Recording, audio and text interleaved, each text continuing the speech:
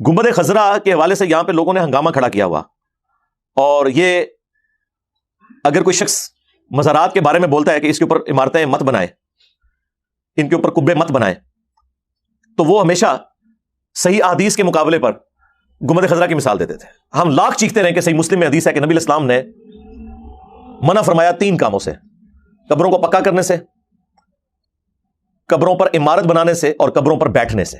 Live قبر کے اوپر بیٹھنا بھی حرام ہے اور مجاور بن کے بیٹھنا بھی حرام ہے۔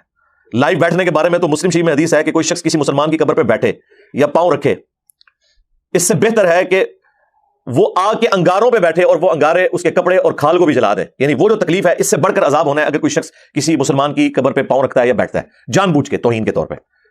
ویسے اگر کسی کو نہیں پتا نیچے قبر ہے وہ تو ظاہر ہے اس کے اوپر نہیں آئے گی چیز۔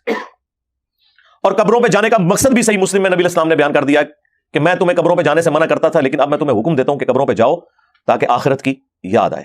یہ دنیا سے بے رغبتی دلانے والی جگہ ہے قبرستان، یہ نبی علیہ السلام نے مقصد بتایا تھا۔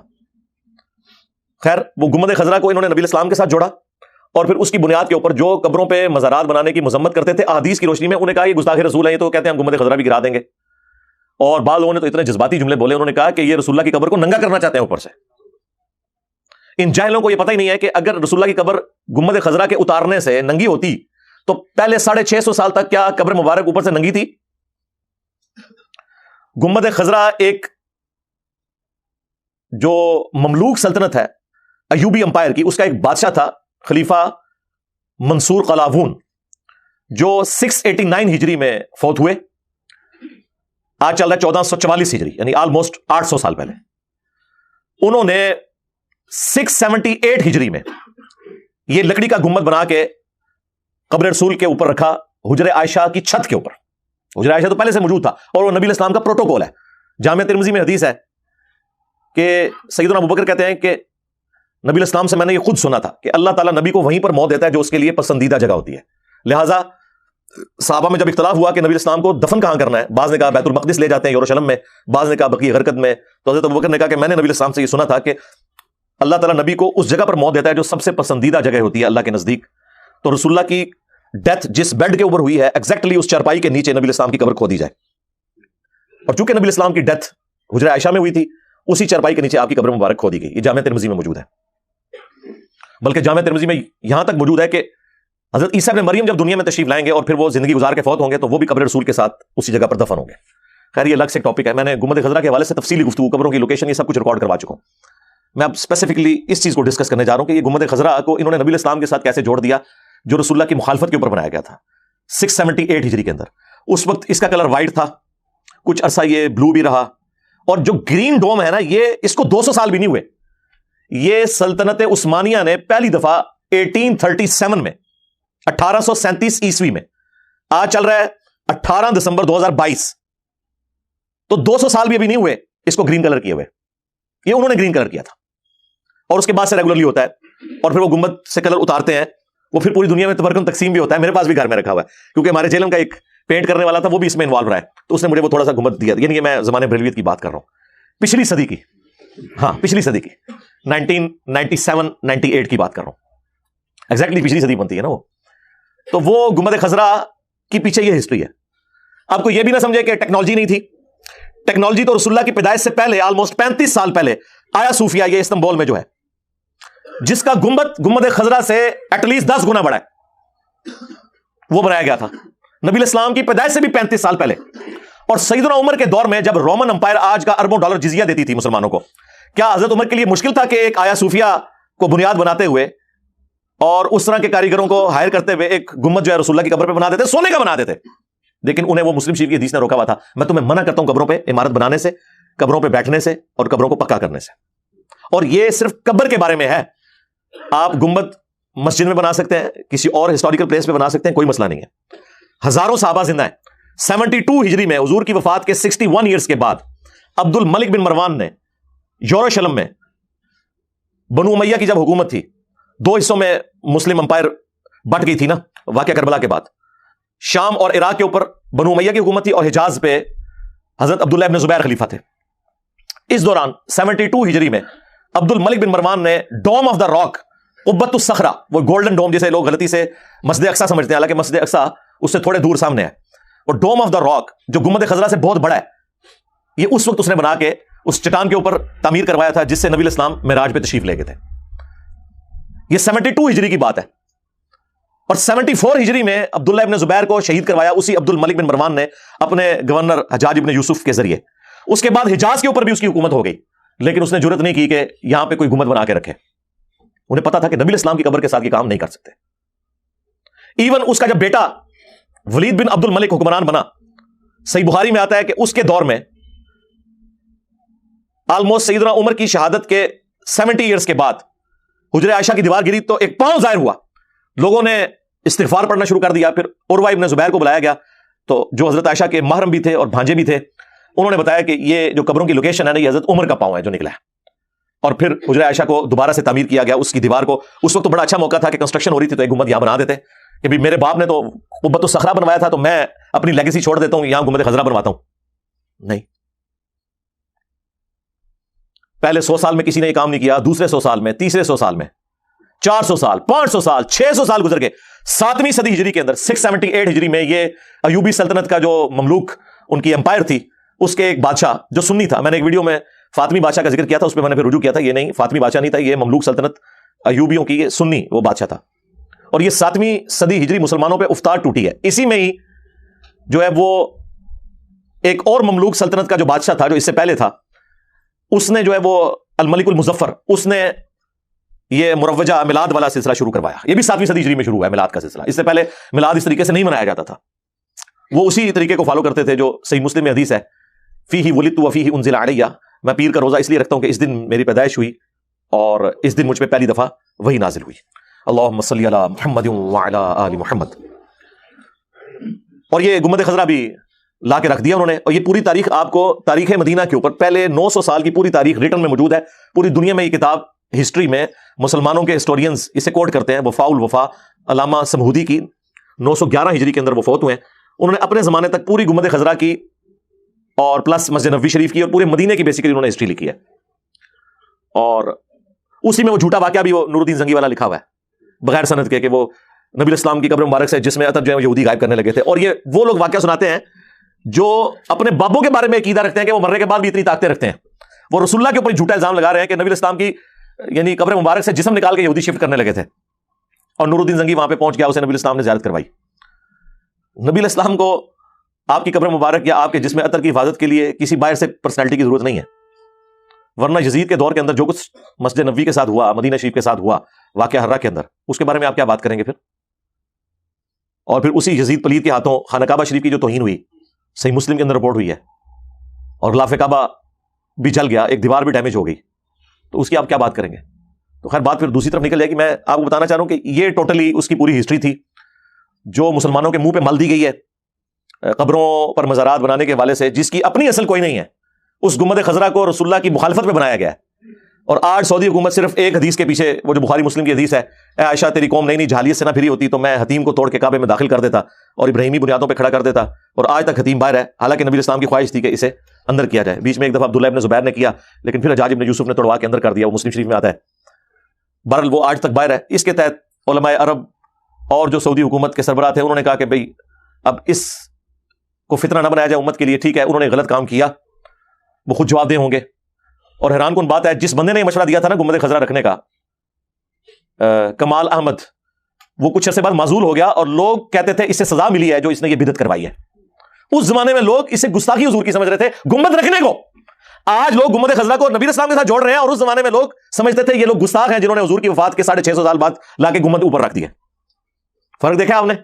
اتنا جھوٹ بولو کہ سچ لگنا شروع ہو جائے. پاکستان کے پولیٹیشنز کہ کثرت کے ساتھ جھوٹ بولنے اور یو ٹرنز کی برکت سے آپ کو یہ چیز پتہ چل گئی ہوگی کہ جھوٹ کی کتنی برکات ہوتی ہے زیادہ بولنے کی، کہ لوگ سچ سمجھنا شروع کر دیتے ہیں. تو جناب یہ اس کی اصلیت تھی جس کے اوپر انہوں نے پوری دنیا کے مزارات کھڑے کیے ہوئے. آج آپ بات کریں کہتے ہیں گستاخی ہوگی جی، آپ گنبد کو ہٹانا چاہتے ہیں.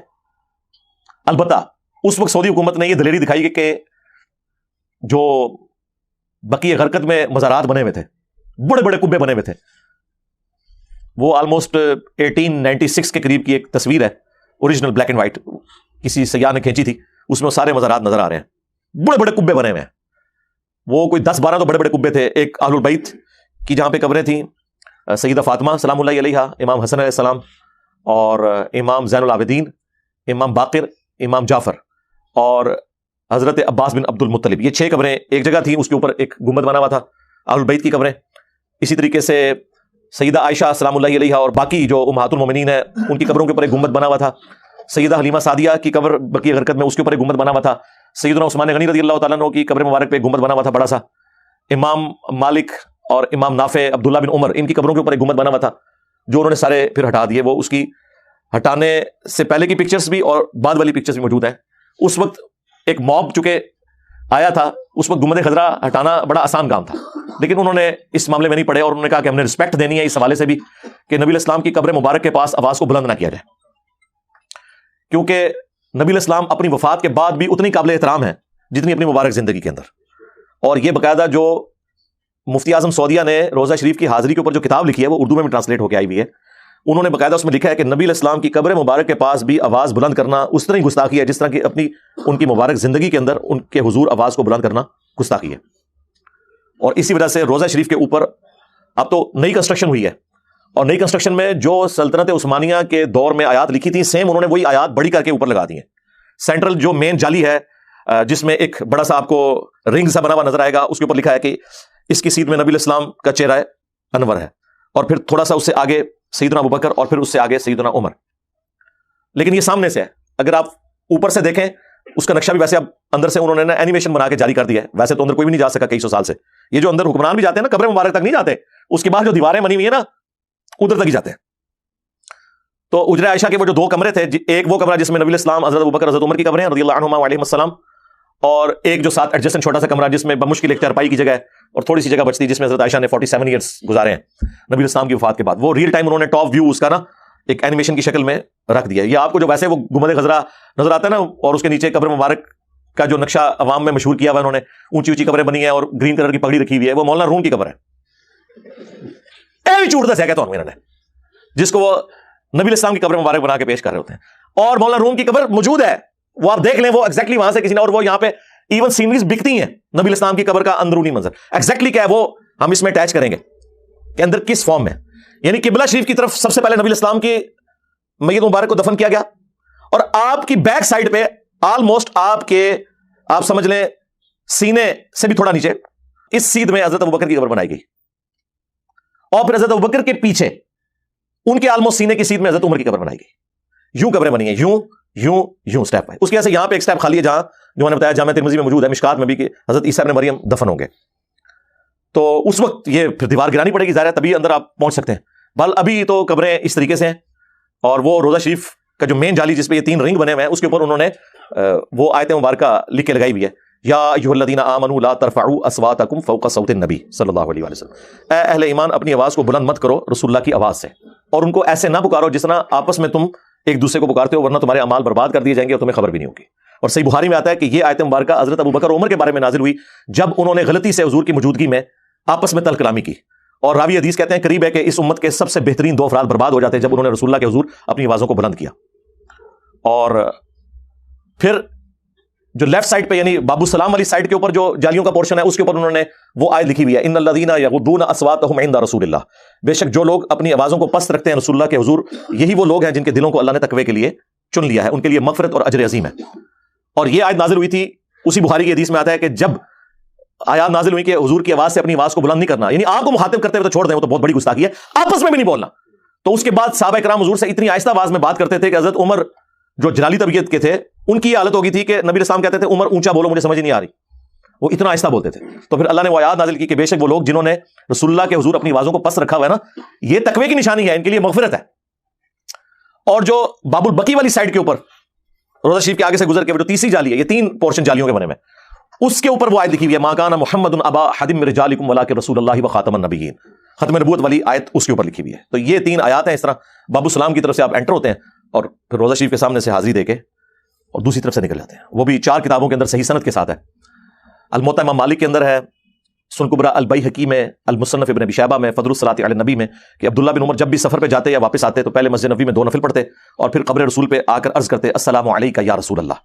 اور پھر حضرت ابوبکر کی قبر کے سامنے السلام علیک یا ابا بکر، السلام علیک یا عمر، اور ایک روایت میں السلام علیک یا ابدا، اے میرے باپ آپ پر سلام ہو. تو روزہ شریف کی حاضری، گنبد خضراء پہ ڈسکشن کو کوئی یہ نہ سمجھے کہ ہم کوئی قبر رسول کی حاضری کے اوپر کوئی آبجیکشن کر رہے ہیں، نعوذ باللہ۔ قبر رسول کی حاضری صلی اللہ علیہ وآلہ وسلم اس پلانٹ ارتھ پہ کسی مسلمان کے لیے سب سے بڑی کوئی سعادت ہو سکتی ہے تو ان میں سے ایک بڑی سعادت ہے، وہ اپنی جگہ موجود ہے۔